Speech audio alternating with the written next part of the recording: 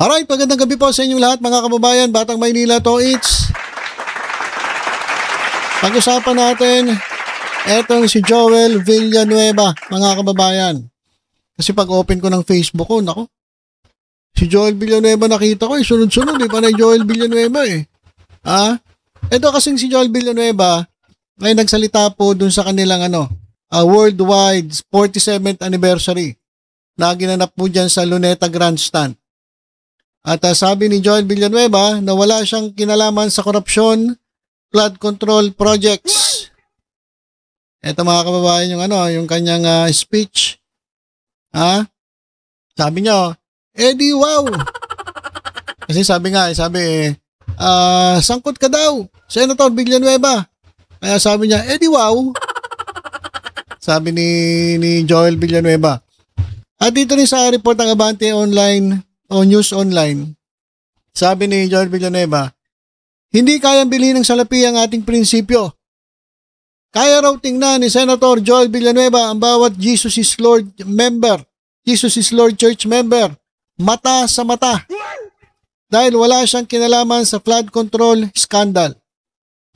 So, dito sa dalawang post ng Abante News Online, yun nga, dininay, itinanggi, pinasinungalingan ni Senator Joel Villanueva ang pagdidiin sa kanya o pagsasangkot sa kanya dyan sa flood control anomalies.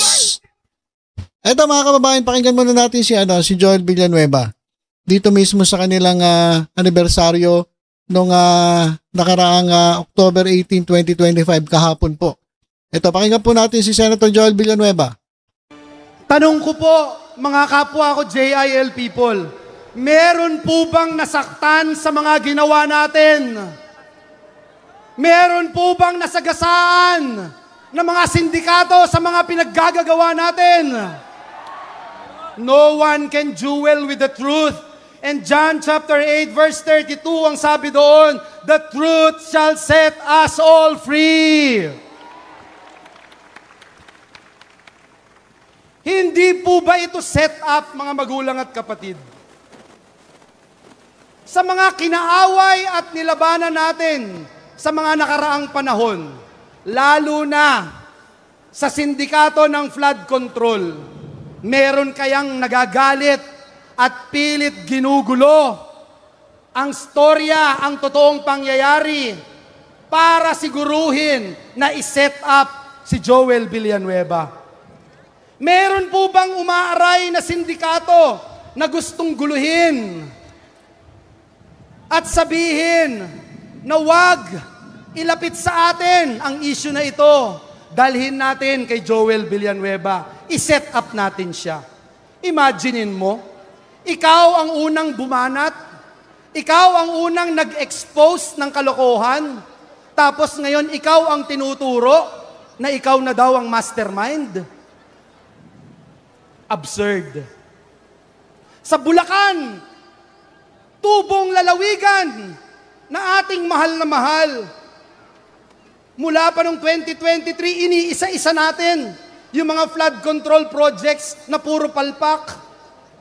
Tapos, sasabihin, easy target dyan si Joel. Si Joel Villanueva ang ituro natin. Hindi po ba set up ito? Hindi rin po ba set up na sabihin, basta Bulacan kay Joel yan. Wala nang ibang kongresista, wala nang ibang senador, wala nang ibang LGU official. Kay Joel yan, kaaway natin yan, iset up natin. Tanggalin natin sa pagiging majority leader ng Senado si Joel Villanueva. Bakit? Mahirap na part siya ng leadership, aawayin natin. Tanggalin natin. Hindi po ba set up din ito? Alam niyo po, hanggang ngayon, walang makita na flood control project si Joel Villanueva. Kahit na anong imbento, wala pa ring maituro ang kaaway. Yung binabanggit kanina ni Minority Leader Alan Cayetano, paulit-ulit sabi, miyembro ng Commission on Appointment si Joel Villanueva. Hindi naman pala. Hindi pala ako member ng CA noon na pinaparatang nila. Pabago-bago na po ang storya. Pabago-bago na ang aligasyon. Mahigit 100 na ang storya. Iba-iba po. Ilang beses sa mga pagdinig, sa Kamara, sa Senado, ang sabi po, sa General Appropriations Act yan. Sa GAA yan. Pero nung huli sabi, ay wala pala sa GAA. Nasa unprogrammed funds pala. Ibang-iba po yun. Mga kapatid ko sa Panginoon, ibang-iba. Ang unprogrammed, hindi po dumadaan sa scrutiny ng Kamara, sa scrutiny ng Senado. Iba po yun. Ibang item po yun. Aba, nagulat po ang lahat. Nasa unprogrammed pala. Ang unprogrammed, Malacanang ang nagdi-decide niyan. Bago mapondohan ang unprogrammed, dapat may bagong buwis. Bago may unprogrammed, dapat overcollection ng buwis. Dapat ang mga government-owned and controlled corporations, dapat maraming nakolekta. Bago ang program ay i-release, dapat may certification ng Department of Finance. Dapat bago sabihing may pondo, kailangan ng certification ng Department of Budget and Management. Kung kay Joel Villanueva yung project na yan, bakit doon niya ilalagay? Mga magulang at kapatid, nakakalungkot po itong trying hard na iset up po ang inyong kapatid sa Panginoon. Nakalimutan po nila na ang Diyos na pinaglilingkuran natin ay buhay at makapangyarihang Diyos. Ngayon po, pinapahiya na sila unti-unti. Nagkakabulol-bulol na, nagtuturuan na. Sabi po, nag-deliver daw ng salapi nung una sa school. Aba, binago, sabi sa church. Sabi ko, kung sa church, pati si Satanas hindi papayag sa script nyo. Tatanggap ka ng suhol sa simbahan. Aba, binago ulit, pangatlong beses, rest house na. Wala naman ako rest house. Incoming yung coming. Invited kayong lahat. Aba, iba-iba na po. Iba-iba na yung kwento nila. Malapit na po akong magwakas. May isang nagtanong sa akin, isang kaibigan mula sa Davao City. At sabi niya sa akin, Senator Villanueva, kung alam mo na 3 years after, gaganituhin ka, kukutsain ka, kamumuhian ka, ipapahiya ka, mula ulo hanggang paa. Pakikialaman ang iyong pamilya, ang iyong mahal sa buhay, ang iyong asawa, ang iyong anak, ang pinakamamahal mong JIL Church. Gaganituhin ka. Gagawin mo pa rin ba ang ginawa mo 3 years ago? Agad-agad po sinabi ko, of course, yes. The answer is yes. Ang mga JIL, alam nila kung ano yung calling nila. Tayong mga JIL, alam natin kung paano natin pinapahalagaan ang pagtawag at pagpili ng Diyos sa atin. Hindi tayo pwedeng matinag. Hindi tayo pwedeng masindak ng kaaway kapag cause of God's kingdom na ang nakapalit. Our purpose is to transform this nation. Tanong po, tunay bang magbabago, matatransform ang bansang Pilipinas kung nakaupo lang po tayo? Kung binabato lang tayo ng papel, binabato lang tayo ng papel, pinipitik-pitik lang tayo, matatransform ba ang Pilipinas? Baka kailangan may death threat ka rin. Baka kailangan ipinapahiya ka rin. May mga nagsasabi ng mga ridiculous manufactured stories para nang sa ganoon mapukaw ang iyong apoy sa iyong puso na tunay na sumunod sa Diyos. Dinggin ang kanyang pagkakatawag sa iyo upang magbago ang minamahal nating bansang Pilipinas. Alright, so ayan mga kababayan, medyo humaba na yung speech. Medyo napunta na tayo dun sa pangangaral. So yan po, itinanggi ni Joel Villanueva lahat ng binibintang sa kanya. Sabi nga niya, di wow. At sabi niya naman dito, hindi kaya bilhin ng salapi ang ating prinsipyo. Kaya raw tingnan ni Senador Joel Villanueva ang bawat Jesus is Lord Church member mata sa mata. Dahil wala siyang kinalaman sa flood control scandal. Ngayon, eto. Basahin natin yung yung mga comment ng ating mga kababayan base dito sa sinabi ni Joel Villanueva. Hindi na muna ako magko-comment. Basahin lang natin itong mga sinasabi ng ating mga kababayan. Ito. Ayan. The Best Actor Award goes to ha ha ha. Mga kababayan. Ito pa. Binabasa ko na lang yung comment Ayan. Kasi baka ma-demanda tayo mga kababayan. Ito. Bawal magsinungaling. Ginagamit mo si Jesus. Makakarma ka. Joel is Lord. Ayan, binabasa ko lang yan mga kababayan Ito po ay galing sa ating mga kababayan. Ito pa. Ayan. Sa mga kasapi ng JIL, umalis na kayo sa sektang yan. Ay, grabe naman. Bakit yun naman sila paalisin dyan sa JIL? Bakit daw? Pangalawang beses nang nasangkot sa katiwalian yung pastor ninyo. Binigyan kayo ng Panginoon ng kaisipan upang magamit sa tama, huwag maging bulag sa katotohanan. Ayan ito pa. Maglabas ka ng ebidensya na hindi ka sangkot. Puro naman panguutaw lang ang sinisigaw mo, walang ebidensya.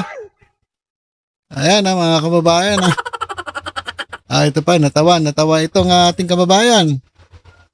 Sabi niya, ha. Hindi dyan ang tamang pagsagot. Hindi yung lagi ka na lang nakasigaw. Humarap ka sa husgado at ipakita mo, hawak mo at nagpapatunay na wala kang kasalanan. Ayan mga kababayan natin yang nagsasabi. Ito pa. Napakalinis, grabe. Santo yan. Ayan binabasa ko lang mga kababayan. Mga nagpayaman sa gobyerno. Ayan po yung ilan sa ating mga kababayan, mga nag-comment. Tingnan nga natin iba pang mga komento rito,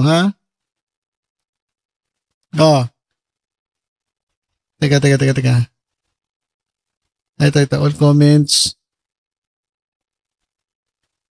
Ayan, view more comments. Basa pa tayo?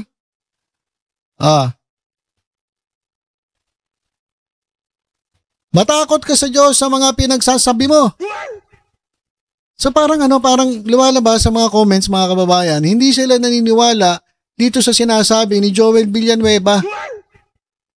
Di ba? Halos lahat mga kababayan nang nababasa ko rito. Ito pa. Ingat, walang piyansa ang flood control. Huwag ngak-ngak ng ngak-ngak. Ito. Nangangaral ka pala Bakit nagsenador ka? Di ba di dapat sabay yun?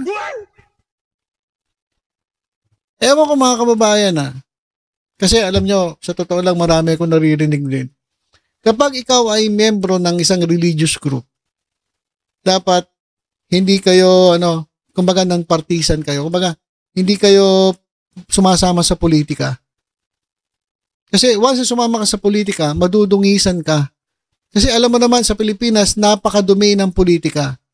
Tapos ikaw nangangaral ka ng salita ng Diyos, tapos papasok ka sa politika. So madudumihan Madudumihan ka. Kaya yun ang sinasabi ng iba. Katulad dito, nangangaral ka pala bakit nagsenador ka? Diba dapat di sabay yun? Ayun naman po ay opinion ng ating kababayan. Ito. Ano ang resibo? Wala ka nun. Yung testigo na tinuturo ka ang may resibo na tunay. O yan. Kasi, itinuro siya eh. Itinuro siya ni Bryce Hernandez. Ako, ito, tanong ko lang bakit ka naman ituturo ni Bryce Hernandez kung wala ka talagang kasalanan o kinalaman? Bakit ka ituturo ni Bryce Hernandez? Ano, galit-galit sa'yo si Bryce Hernandez para gumagante? Ano ang magiging motibo ni Bryce Hernandez para i-set up itong si Joel Villanueva? Ayun lang ang tanong ko. Siguro kung mapapatunayan ni Senator Joel Villanueva na sinet up siya, okay. Oh. Kasi sa totoo lang naman, ang isang tao, ang isang akusado ay kinoconsider na innocent until proven guilty. So itong si Joel Villanueva, hindi pa naman natin sinasabing guilty na. Kasi hindi pa naman napuprove na siya'y guilty. So unless proven guilty, innocent pa rin dapat ang tingin sa kanya. Pero sa nababasa natin, parang para talagang hindi naniniwala ang ating mga kababayan. Ayan mata sa mata. Sanay ka magsinungaling. Ha ha ha. Grabe itong ating mga kababayan, no? Grabe talaga sila bumanat dito kay Joel Villanueva, Ito pa. Patunayan mo. Huwag kang sumali ng pagkaupo sa gobyerno, maging pastor ka lang o ka na lang. Dahil kailan di pwedeng pagsabayin ang paglilingkod sa Diyos at sa salapi. Isa lang po ang nararapat na paglingkuran. O ganun din yung sinasabi. Kasi mahirap talaga mga kababayan Mahirap pumasok sa politika. Tapos ikaw ay nagsasalita ka ng nangangaral ka ng salita ng Diyos. Kasi dito sa Pilipinas, napakadumi ng politika. Kaya nagsasuggest lang itong ating mga kababayan na patunayan mo na lang. Huwag ka nang sumali dyan sa gobyerno. Alam mo palang korap Hindi, ang naman dyan, sabihin nila, lalabanan natin ang korupsyon. Lalabanan natin ang korupsyon. Bilang mga anak ng Diyos, lalabanan natin ang korupsyon. Kaso ang problema, tinuturo ka Sabi nga nila wala daw usok kung walang apoy. Ito. Pagkatotohanan na wala kang kinalaman sa korupsyon sa gobyerno, Diyos ang magtatanggol sa'yo. Pero kung talagang may kinalaman ka sa bagay na yan, Diyos din ang magbibigay ng kaparusahan sa mga tao na ginagamit ng Diyos para pagtakpan sa tao ang kanilang ginawa. Ayun, grabe. Grabe, agree ako dito. Agree ako sa sinabi ng ating kapatid. Tama po yan. Kung ikaw mismo, hindi ka korap, wala kang kinalaman sa flood control anomaly, wala kang kinalaman sa korupsyon, Diyos mismo ang magtatanggol sa iyo. Diyos mismo ang magbibindicate sa iyo.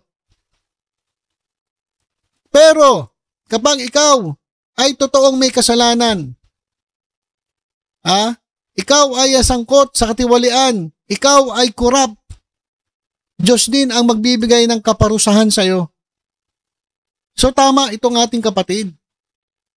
No? Alam nyo kasi mga kababayan, sa totoo lang, matakasan man natin ang ating accountability, mga kasalanan natin dito sa mundo, haharap po tayo sa Diyos. At sa Diyos po, hindi tayo pwedeng magsinungaling. Matakasan man natin ang hustisya dito sa lupa, pagharap natin sa Diyos, hindi po natin pwedeng matakasan ang hustisya ng Diyos. Dahil iniisip mo pa lang, alam na ng Diyos yan. Kaya kung talagang may kasalanan si Joel Villanueva at sinasabi niya na wala siyang kasalanan, sa harap mismo ng kongregasyon, sa totoo lang nakakakilabot po yan. Sana nga, totoong hindi sangkot etong si Joel Villanueva kasi alam nyo kapag napatunayan, napakalaki pong issue yan. Yang pagtanggi ni Joel Villanueva sa harap ng libo-libo nilang mga miyembro ng JIL. Sana lang, sana lang. Ako, naniniwala pa rin sa due process. Antayin natin. Antayin natin. Kung wala ka talagang kasalanan, ay di, maganda. Pero kung may kasalanan ka, yun lang. Yari ka. Sus, ginagamit nyo si Lord sa mga kalokohan. By the way, God see you. Kaya, siya lang ang makakapaghusga sa'yo. Ayan. Huwag kang magbalat kayo. Hudas ka. Hudas ka. Grabe naman. Grabe naman po. Basta paalala ko lang mga kababayan. Galit na galit po kasi yung kapatid natin na hindi na naman natin siya. Kaya lang, ang akusado po talaga ay considered innocent until proven guilty. Pero galit na galit. Hudas ka, hudas ka. At sabi pa rito, kwento mo sa pagong. Ayan. So, dito pa lang yan, sa isang post ng Abante, tingnan natin sa kabila. Ano sabi rito? Ito. Hindi dyan ang tamang forum. Sagutin mo sa Sandigang Bayan. The truth will set the people free. Ito pa. Ako, napansin ko mga kababayan, wala atang dito comment na naniniwala kay Joel Villanueva. Lahat parang hindi naniniwala doon sa sinasabi ni Senator. Delikadesa. Huwag gamitin ng religious rights to wash yourself clean of all your controversies. Meron ng ruling ang ombudsman noong 2016 na you're guilty of corruption. Sana mga kababayan natin sa JIL knows better. Huwag po tayong maging version of Kibuloy worshiper. Ayan binabasa ko lang yan mga kababayan ito pa. Hugas kamay si Poncio Pilato. Tamaan ka ng kidlat dyan. Ayan Ito. Maniniwala mga yan. Yung mga JIL members. Kampon mo yan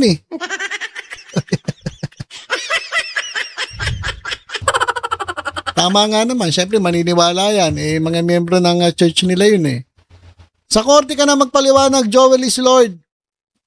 Ayan Grabe, ang dami pa nito Parang wala talaga ni isang naniniwala Parang lahat talagang hindi naniniwala dito kay Joel Villanueva Pag may usok, may apo, yun ang sure. Hindi man natin masabi ang tunay na totoo, ang Diyos, ang tunay na nakakaalam, walang maitatago sa Diyos. Kung talaga malinis, di si Lord na rin mismo ang nagpawalang sala sa'yo. Pero kung marumi, lalo lang bibigat ang parusa kung hindi ka magsabi ng totoo. Ayan, ating mga kababayan. Si Brother Ni. Kapatiran pa ata yun. Ito. Best actor na naman. Si Joel Islay. Ayan. Hanggat may religion na nagpapagamit sa politika, minamanipula ang mga miyembro nila para sa pansariling interes, napakahirap magbago o mabago takbong buhay ng mga Pilipino at malabo pa rin patutunguhan ng bansa natin.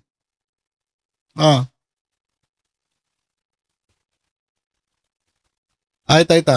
Ano ba yan? Bakit tungkol sa kanya ang anniversary ng JIL? Kilabutan ka naman. Anniversary ng JIL, pero parang doon siya nagpaliwanag. Di ba? Ito.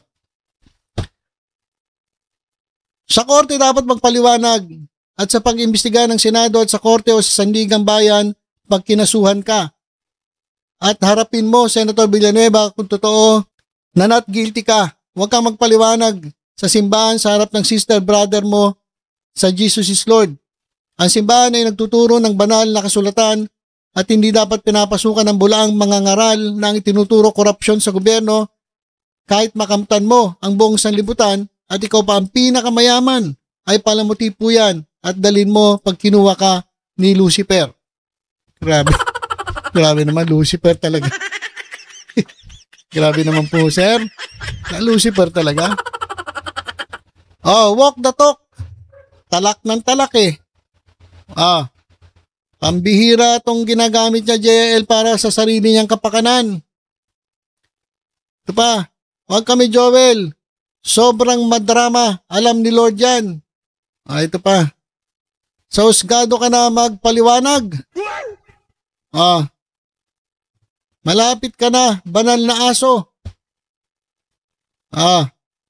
Akala ko pag-uusapan dyan tungkol sa Panginoon. Oo nga, no? Anniversary, tapos ginawang parang nagpaliwanag eh. Doon siya nagpaliwanag eh. Kwento mo sa pagong. Okay na yan, malinis ka na. Panayang hugas mo ng kamay eh. Speech lang para magmalinis ka.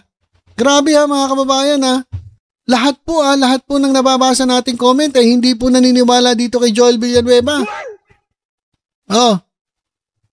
Wala na, David ka na, kasama ka na sa investigasyon kung may ebidensya. Di wow. Pang-FAMAS Best Actor. Grabe, ang dami. Hindi na ata matatapos to.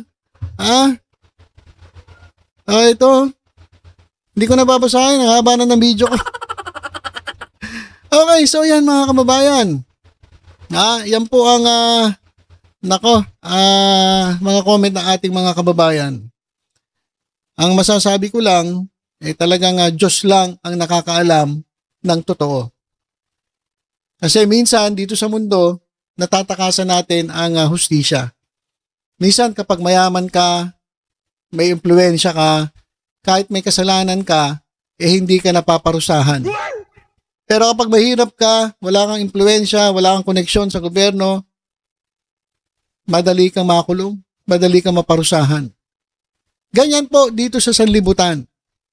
Pero po, sa harapan ng Diyos, sa harapan ng naglikha sa atin, sa harapan ni Jesus, hindi po tayo pwedeng magsinungaling.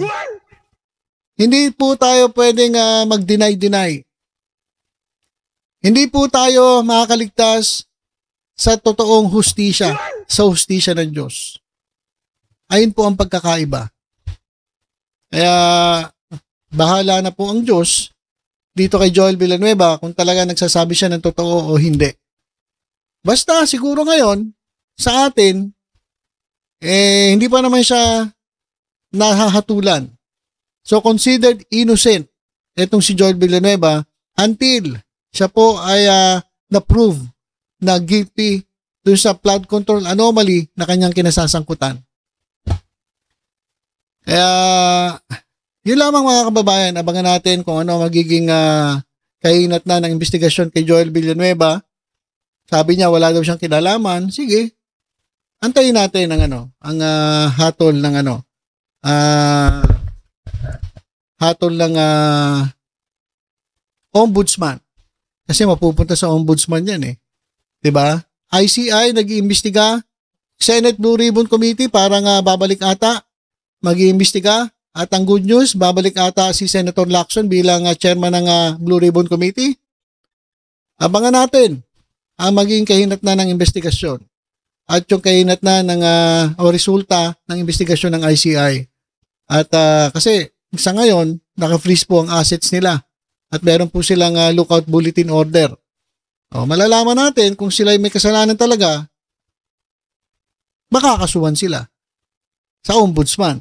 Kapag napatunayan ng ombudsman na sila may kasalanan, goodbye. My teacher, goodbye. Ahaba na ng video natin, nagbasa lang tayo ng comment. So yun lang po mga kababayan, tutok-tutok lang po dito sa Batang Maynila. Toid sa iba pang updates, ingat po tayong lahat. God bless po.